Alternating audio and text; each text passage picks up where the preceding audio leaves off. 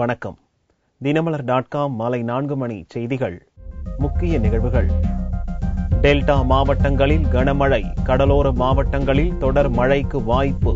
காஷ்மீர் தேர்தலில் பாரதிய ஜனதா பெரும்பான்மையுடன் வெற்றி பெறும். பிரம்மாண்ட பிரச்சார கூட்டத்தில் பிரதமர் மோடி நம்பிக்கை.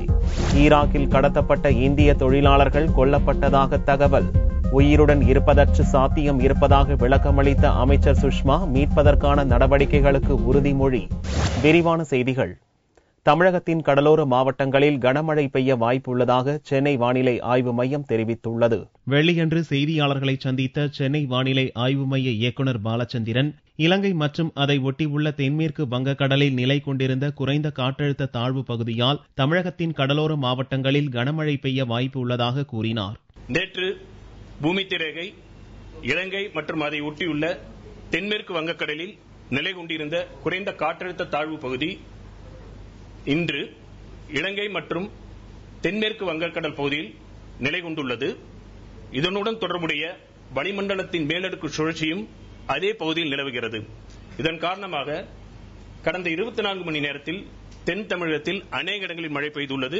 கடந்த 24 மணி நேரத்தில் அதிகபட்சமாக வேதாரண்யத்தில் 13 சென்டிமீட்டர் மழை பதிவாகி உள்ளதாக தெரிவித்த பாலச்சந்திரன், சென்னையில் ஓரிரு இடங்களில் விட்டுவிட்டு மழை பெய்ய வாய்ப்புள்ளதாகவும் கூறினார். காஷ்மீர் சட்டசபை தேர்தலில் பாரதிய ஜனதா கட்சி அறுதி பெரும்பான்மையுடன் வெற்றி பெற்று ஆட்சி அமைக்கும் என்று பிரதமர் நரேந்திர மோடி நம்பிக்கை தெரிவித்தார். காஷ்மீர் சட்டசபை தேர்தலில் பாரதிய ஜனதா கட்சி அறுதி பெரும்பான்மையுடன் வெற்றி பெற்று ஆட்சி அமைக்கும் என்று பிரதமர் நரேந்திர மோடி நம்பிக்கை தெரிவித்தார். ஜம்மு காஷ்மீர் மாநிலம் உத்தம்பூரில் வெள்ளியன்று நடந்த பிரம்மாண்டமான பிரச்சார பொதுக்கூட்டத்தில் பிரதமர் மோடி உரையாற்றினார். காஷ்மீர் மாநிலத்துக்கு ஒவ்வொரு மாதமும் தான் வருவதாக கூறிய மோடி, எந்த பிரதமரும் மாதந்தோறும் காஷ்மீருக்கு வந்ததில்லை என்றார். ஊழல் செய்வதும் உணர்ச்சி பூர்வமாக பேசி மக்களை ஏமாற்றுவதும் தான் காஷ்மீர் அரசியல்வாதிகளின் வாடிக்கையாகிவிட்டது என்று முதல்வர் உமர் அப்துல்லா, எதிர்க்கட்சித் தலைவர் மெஹபூபா முப்தி ஆகியோரை சாடிய மோடி, கடந்த 30 ஆண்டுகளாக காஷ்மீரின் வளர்ச்சியை இங்குள்ள கட்சிகள் தடுத்துவிட்டதாக குற்றம் சாட்டினார். காஷ்மீர இளைஞர்களுக்கு இலவசம் தேவையில்லை, வேலைவாய்ப்புதான் தேவை என்றார். முதல் கட்ட தேர்தலில் பயங்கரவாதிகளுக்கு அஞ்சாமல் 70% மக்கள் தைரியமாக ஓட்டளித்ததை பாராட்டிய மோடி, ஜம்மு காஷ்மீர் மக்களிடம் நம்பிக்கை இழை துளிர்த்திருப்பதாகவும் கூறினார். காஷ்மீரில் பாரதிய ஜனதா முழு மெஜாரிட்டியுடன் ஆட்சி அமைக்கும் என்று நம்பிக்கை தெரிவித்த பிரதமர் மோடி, பாரதிய ஜனதா ஆட்சி அமைத்ததும் இங்குள்ள அரசியல்வாதிகள் 30 ஆண்டுகளில் செய்யாததை தான் 5 ஆண்டில் முடித்து காட்டுவேன் எனவும் உறுதியளித்தார். இந்த கூட்டத்துக்கு திரண்டு வந்துள்ள மக்கள் கூட்டத்தை இதற்கு முன் பார்த்ததில்லை என்று பெருமை தெரிவித்த மோடி, காஷ்மீர் மக்களின் துயர் தீர்ப்பதே தனது லட்சியம் என்றும் கூறினார். காஷ்மீரில் ராணுவ வீரர்கள் மீது பயங்கரவாதிகள் தாக்குதல் நடத்தியதில் 3 வீரர்கள், 4 அப்பாவி பொதுமக்கள் உட்பட 10 பேர் பலியான நிலையில் வெள்ளியன்று 2வது நாளாக துப்பாக்கிச் சண்டை தொடர்ந்தது. காஷ்மீர் மாநிலம் ஜம்மு மாவட்டத்தில் உள்ள அர்னியா செக்டார் வழியாக பாகிஸ்தானிய பயங்கரவாதிகள் சிலர் இந்திய எல்லைக்குள் வியாழனன்று காலையில் புகுந்தனர். இந்திய ராணுவ வீரர்களைப் போல உடையணிந்திருந்த பயங்கரவாதிகள் தாக்குதல் நடத்தியதை அடுத்து ராணுவத்தினர் பதில் தாக்குதல் நடத்தினர். இரவு வரை நீடித்த பயங்கர துப்பாக்கிச் சண்டையில் 3 ராணுவ வீரர்களும் அப்பாவி கிராமவாசிகள் 4 பேரும் இறந்தனர். 3 பயங்கரவாதிகளும் கொல்லப்பட்டனர். வெள்ளியன்றும் அர்னியாவில் 2வது நாளாக துப்பாக்கிச் சண்டை நீடித்து வருகிறது. பதுங்கு குழியில் மறைந்திருந்த பயங்கரவாதி ராணுவத்தினரை நோக்கி சுட்டான். பதிலுக்கு வீரர்கள் நடத்திய துப்பாக்கிச் சூட்டில் அந்த பயங்கரவாதியும் கொல்லப்பட்டதாக ராணுவ அதிகாரி தெரிவித்தார். இந்நிலையில் அர்னியா செக்டாரில் உள்ள இந்திய நிலைகள் மீது பாகிஸ்தானிய ராணுவத்தினர் திடீர் தாக்குதலில் ஈடுபட்டதால் எல்லையில் பதற்றமான சூழல் ஏற்பட்டுள்ளது. காஷ்மீரில் சட்டசபை தேர்தல் பிரச்சாரத்தில் பிரதமர் நரேந்திர மோடி கலந்து கொள்ள இருந்த நிலையில் இந்த மோதல் பதட்டத்தை மேலும் அதிகரித்துள்ளது. இதனால் காஷ்மீர் முழுவதும் பலத்த பாதுகாப்பு ஏற்பாடுகள் பலப்படுத்தப்பட்டுள்ளன. ஈராக்கில் ISIS பயங்கரவாதிகளிடம் சிக்கிய 39 இந்திய தொழிலாளர்கள் கொல்லப்பட்டதாக வந்துள்ள செய்திகளுக்கு உறுதியான ஆதாரம் இல்லை என்று மத்திய அரசு பார்லிமெண்டில் விளக்கம் அளித்துள்ளது.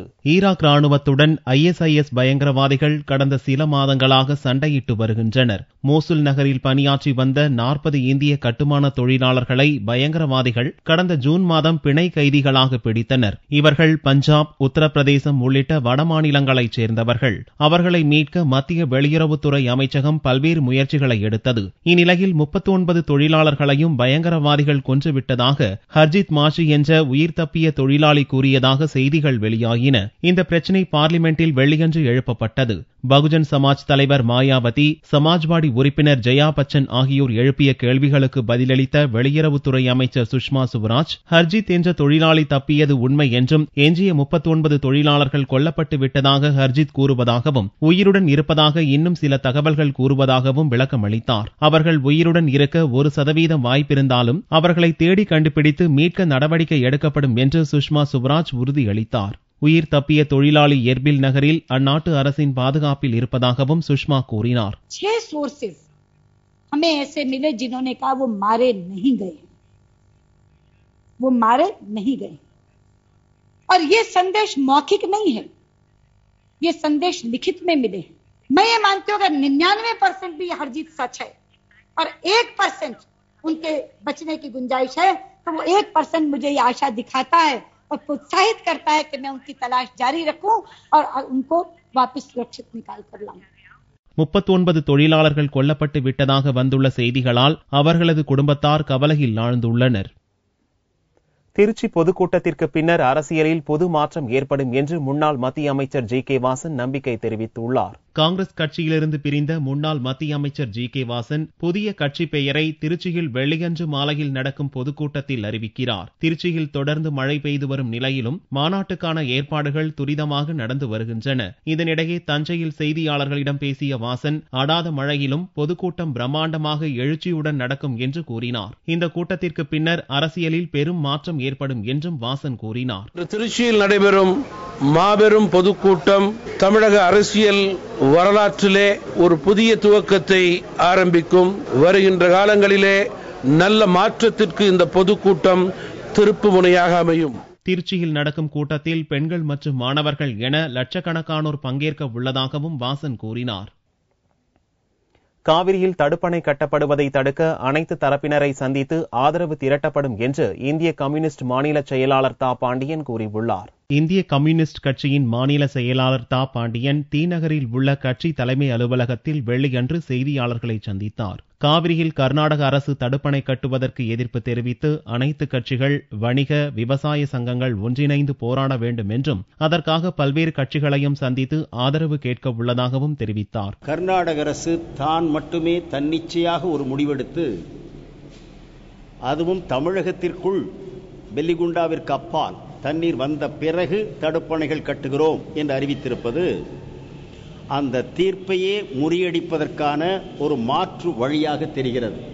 மத்திய அரசு தலையிட்டு அதை தடுத்து நிறுத்த வேண்டும் என்று கம்யூனிஸ்ட் கட்சி வற்புறுத்துகிறது. எனவே தமிழ்நாட்டில் உள்ள அனைத்து அரசியல் கட்சிகளும், சகல தொழிற்சங்கங்களும், அனைத்து விவசாய சங்கங்களும், வணிகர் சங்கங்களும் எல்லா வேறுபாடுகளையும் மறந்து கூடி பேசி டிசம்பர் மாதத்தில் ஒரு ஒருமித்த போராட்டத்தை ஒரே குரலில் ஒரே கோரிக்கைக்காக நடத்தி காட்ட வேண்டும். அது தமிழகத்தின் கோரிக்கையாக அமைய வேண்டும்.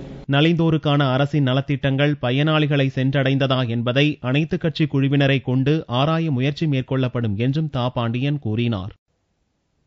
தமிழகத்தில் பறவை காய்ச்சல் தொற்று இல்லை, இதனால் பொதுமக்கள் அச்சப்பட தேவையில்லை என தமிழ்நாடு கோழி பண்ணையாளர்கள் சங்கம் தெரிவித்துள்ளது. கேரளாவில் பறவை காய்ச்சல் நோய் தாக்கியதால் பல்லாயிரக்கணக்கான வாத்துகள் உயிரிழந்தன.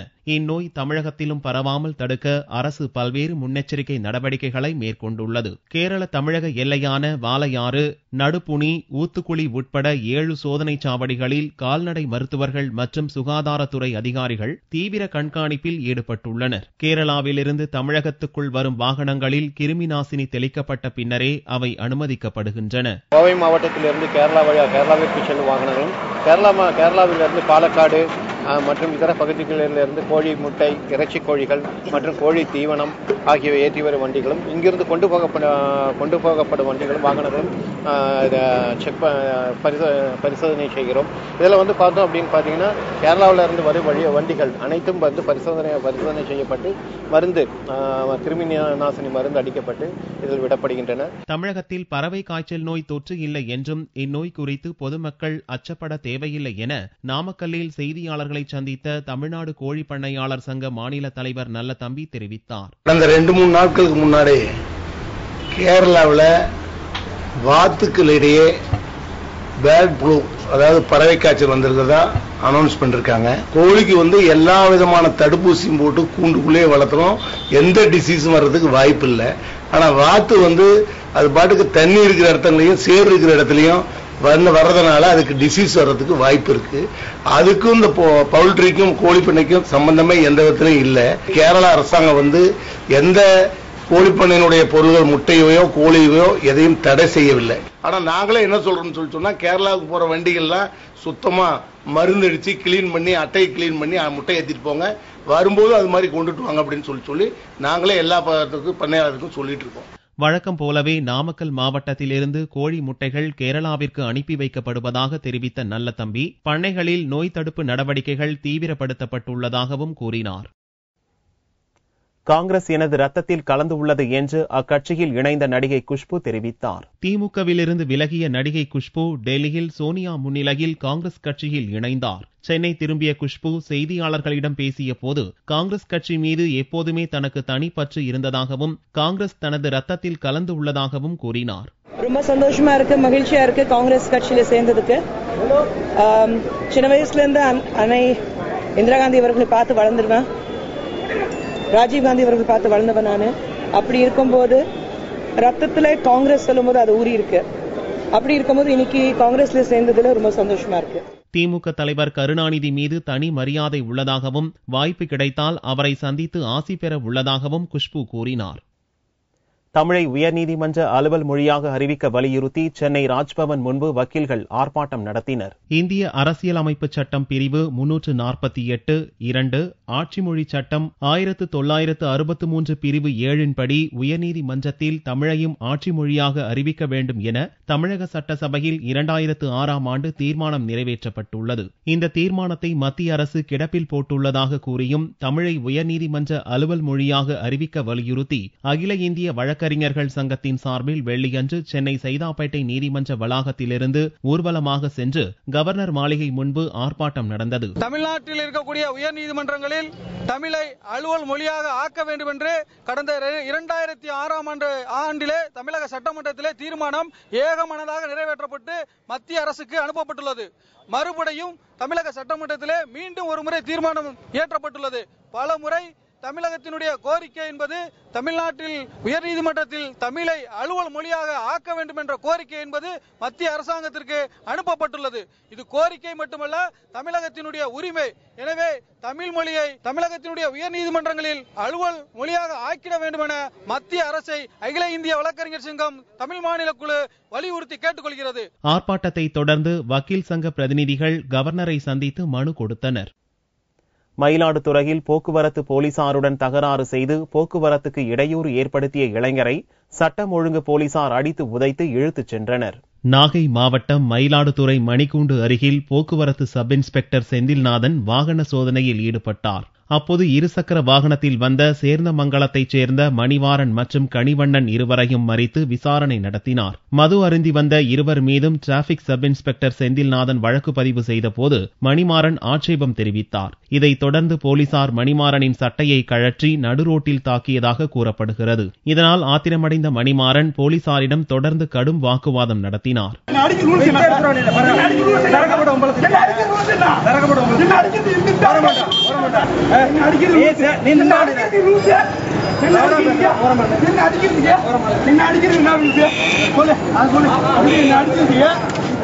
மணிமாறன் தொடர்ந்து தகராறில் ஈடுபட்டதால் அப்பகுதியில் போக்குவரத்து பாதிக்கப்பட்டது. தகவல் அறிந்து அங்கு வந்த சட்ட ஒழுங்கு போலீசார் மணிமாறனை ஆட்டோவில் ஏற்றி அழைத்துச் செல்ல முயன்றனர். இதற்கும் உடன்படாமல் திமிரிய மணிமாறனை அடித்து உதைத்து ஆட்டோவில் ஏற்றி காவல் நிலையத்திற்கு கொண்டு சென்றனர்.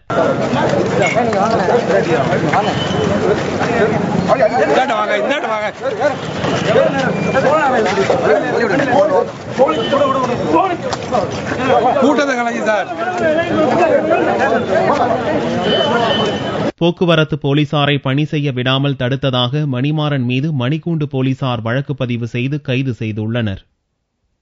தங்கம் விலை வெள்ளிக்கிழமையன்று சவரனுக்கு 312 ரூபாய் குறைந்திருந்தது. ஒரு சவரன் தங்கம் 19,656 ரூபாய்க்கு விற்பனையானது. 1 கிராம் ஆபரண தங்கம் 2,457 ரூபாயாக இருந்தது. வெள்ளி கிராமுக்கு 60 காசுகள் குறைந்து 1 கிராம் 38 ரூபாய் 60 காசுகளுக்கு விற்பனையானது. பார் வெள்ளியின் விலை 36,085 ரூபாயாக இருந்தது. அரசு அலுவலகத்தில் என்ஜினியர் குடிபோதையில் செய்த அட்டகாசம் பெரும் பரபரப்பை ஏற்படுத்தியுள்ளது. உத்தரப்பிரதேச மாநிலம் முசாஃபர் நகர் மாவட்டத்தில் உள்ள நீர்ப்பாசனத் துறையில் உதவி என்ஜினியராக இருப்பவர் சத்பால் சிங். காலையிலேயே அலுவலகத்துக்கு மூக்கு முட்ட குடித்துவிட்டு வந்த சத்பால் சிங் செய்த அட்டகாசத்தால் சக ஊழியர்களின் பணிகள் பாதிக்கப்பட்டன. அலுவலகத்துக்கு வந்திருந்த பொதுமக்களிடமும் அட்டகாசம் செய்த சத்பால் சிங் போதை தலைக்கேறி மயங்கி சரிந்தார். இவ்வளவு களேபரங்கள் நடந்தும் சத்பால் சிங் மீது நடவடிக்கை எடுக்கப்படாதது சக ஊழியர்களை அதிர்ச்சியடைய செய்துள்ளது.